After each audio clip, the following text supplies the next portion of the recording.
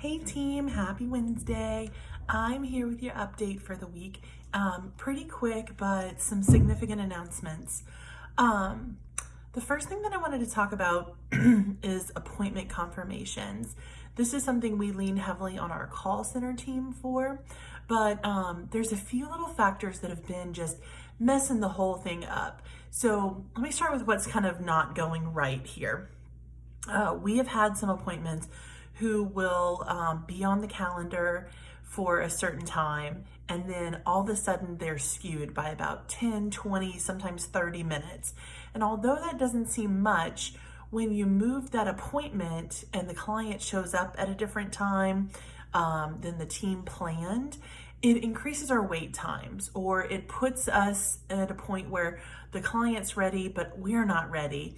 And it really can throw off the apple cart.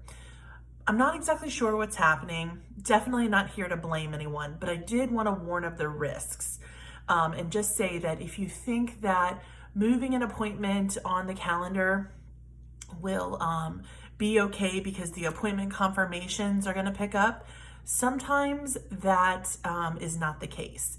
Whenever we give a client an appointment card, one of our business cards where we write their next appointment on the back, sometimes clients just put that directly in their phone and they don't accept a card from us.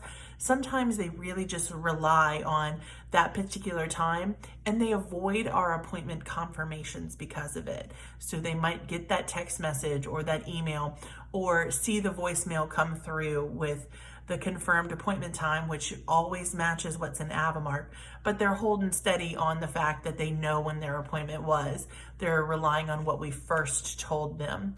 So you got to be really careful to do that. If you want to see an appointment move, or if you moved it on the schedule, you have to leave significant notes. But moreover, don't move an appointment until you talk to a client. It's critical.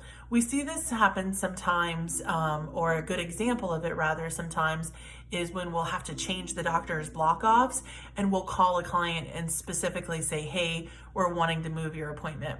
We don't move that appointment until we actually hear back from the client that that's acceptable and that they'll be able to make that time. Again, otherwise you're just creating extra chaos in a system that really is not prepared for that.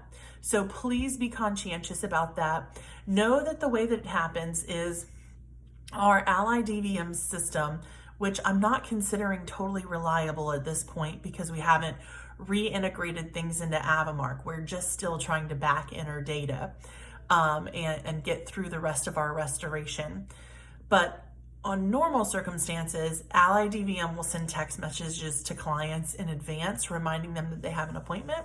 And then our team will call them 2 days before their appointment to advise them, of fasting for surgery patients, or what time to arrive, or if their pet's coming in for a drop-off, how that works.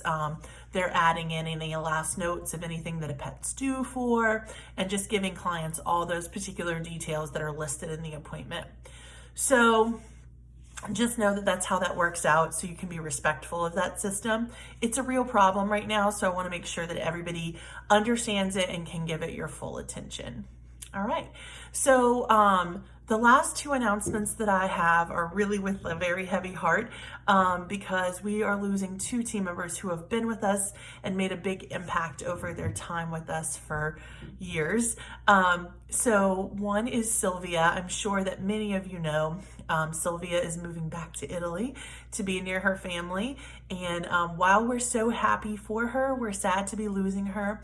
Her last day is towards the end of next week, just after Christmas, and she'll be moving to Italy at the beginning of January. So we wish her all the best, and we'll surely miss her and hope to get visits or at least FaceTimes or something soon. And then the other significant loss that you may or may not know about is Charlie. Charlie's worked for us for nearly 10 years now, and she's an incredible team member. She's moved around and sat in a lot of seats, but always has made an impact on those around her.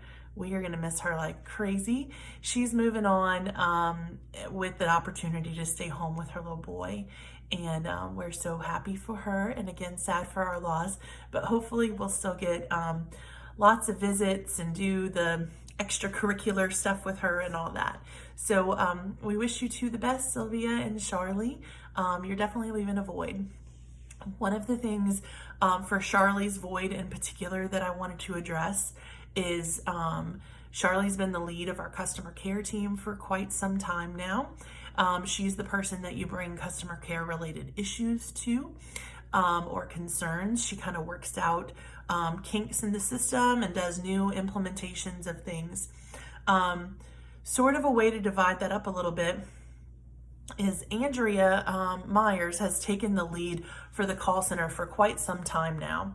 And it's always kind of been the case that if you have a customer care issue, whether it's call center or front desk or resort or, whichever kind of subset, that you would go to Charlie first and she would push it down. I think it's appropriate for this time for you to go directly to Andrea for call center needs. She's incredible, and I promise that she'll do everything in her power to take care of your need and see it through. And she's a great stop for you to make there. And then the other thing that I was going to mention is Alex is finding that she has the ability to flex out of HR and into other areas, which she's in the past kind of sporadically helped us with. And always does an incredible job. So it's the most fitting for her to make the stretch to oversee the customer care team as well. So if you have one of those overarching issues that you're not sure exactly where it lands, but you know it's client care related from door to door throughout our entire practice, hospital or resort, management, etc. Alex is a great person to make contact with because she'll be overseeing those things. She'll be pushing out updates to the team. She'll oversee how the schedule is created. She'll oversee incident reports as well as continuing her human resources responsibilities for now.